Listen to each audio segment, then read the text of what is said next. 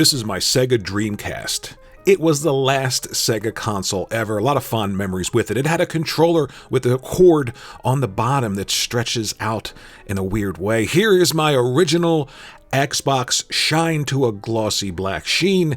I have the Xbox Controller S, and I even have the reissued Duke with the LCD flashing screen.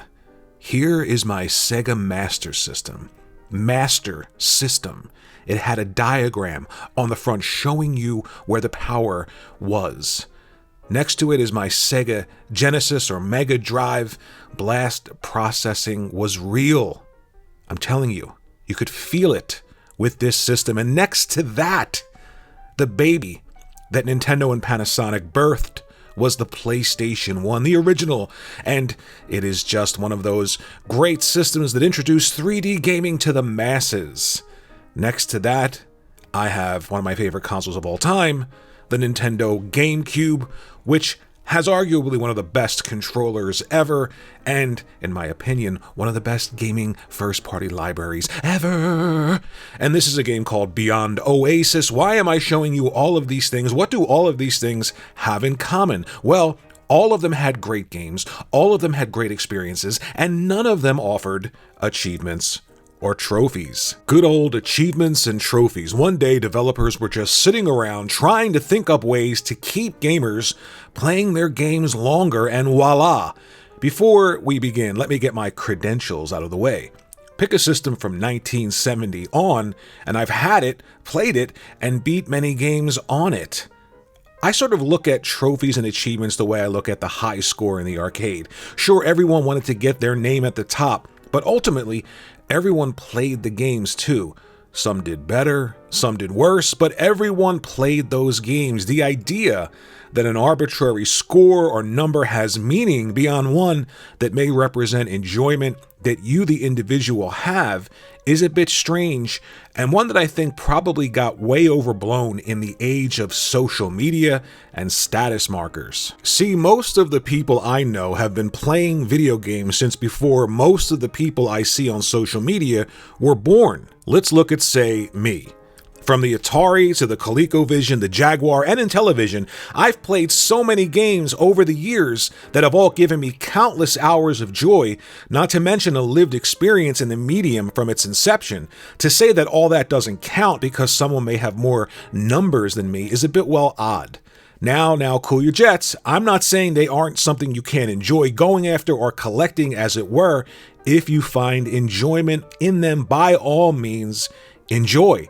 The issue I have is the value placed on them as pertaining to the knowledge a person has, pertaining to, well, the medium of gaming.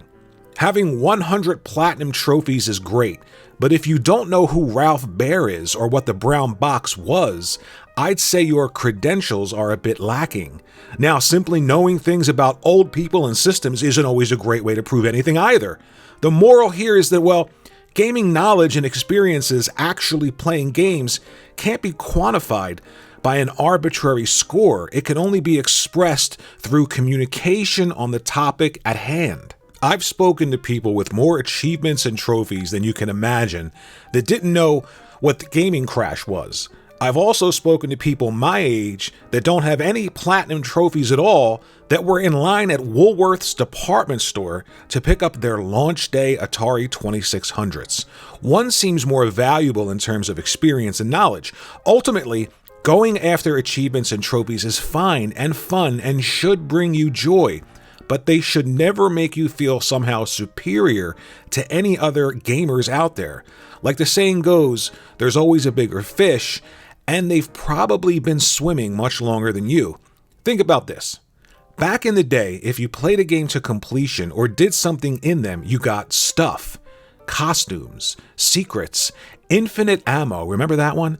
Then someone somewhere decided that that stuff could be charged for as DLC. So how do we replace that feedback loop? An arbitrary, meaningless scoring system. But that's not all. They could also give you money that you then immediately had to give right back, as it's only valuable in their store. It's like me taking $5 off of you and then telling you where to take me to lunch and giving you your $5 back to contribute to the bill. Look, remember what I'm saying here. Trophies and achievements are fine, and going after them is fun, and you should enjoy them. Just don't let that head swell up to the point that it's only filled with, well, them, and not the experiences and joy and memories of great characters and stories and, well, games. The reason I showed all of those older systems at the beginning of this video, and the reason I'm showing this game Beyond Oasis, is because there are countless games that I've played and many others have played over the years on every system as they've come out that have sort of paved the way for these modern games that you're playing now. Action adventure, the genre was born on the 8-bit systems, even before that with a little game called Adventure on the Atari. And to say that all of these experiences and all of these memories and all of this just gaming goodness didn't mean anything because there were no achievements or trophies to look back on or point to say, hey, did you play that game? Yes, I platinumed it. It really doesn't mean anything. Did you play the game? Did you finish the game? Did you enjoy the game? What are the memories that you have? Do you remember the first time, for instance, seeing Beyond Oasis right here? It's a 2D game, but it almost looked 3D because Sega and the Genesis were using these sprites and the system's power in a way that made it look better than games that you had played in the past. And that was what it was about. And you got into the game, you got into the characters, you got into the stories. That is what gaming is about. Achievements, trophies, great. I have quite a few achievements and I have quite a few trophies. Not a lot of platinums, but I've played tons of games. I've finished the games that I've enjoyed. I remember the games that I've enjoyed, and I love talking about the history of video games, but also I know that achievements and trophies, they're not a metric of knowledge or how good you are compared to somebody else. It's just a way to keep you playing a game longer. I personally would rather have those secrets and those unlockables as part of a game rather than DLC, but I didn't grow up with achievements and trophies. They sort of evolved as I was already gaming for quite some time.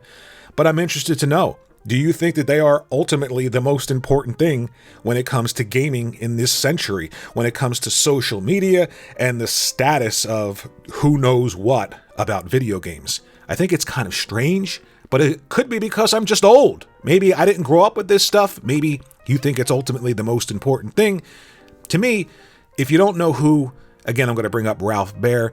If you don't know who that guy is, if you don't know who Nolan Bushnell is, if you don't know that infamous Nolan Bushnell going to the demonstration that Magnavox gave and Ralph Baer gave, and then all of a sudden coming out with a game called Pong, if you don't know the story behind that, it's kind of questionable to have a conversation about the industry with somebody who has 1 million platinum trophies but doesn't know anything about the medium's history.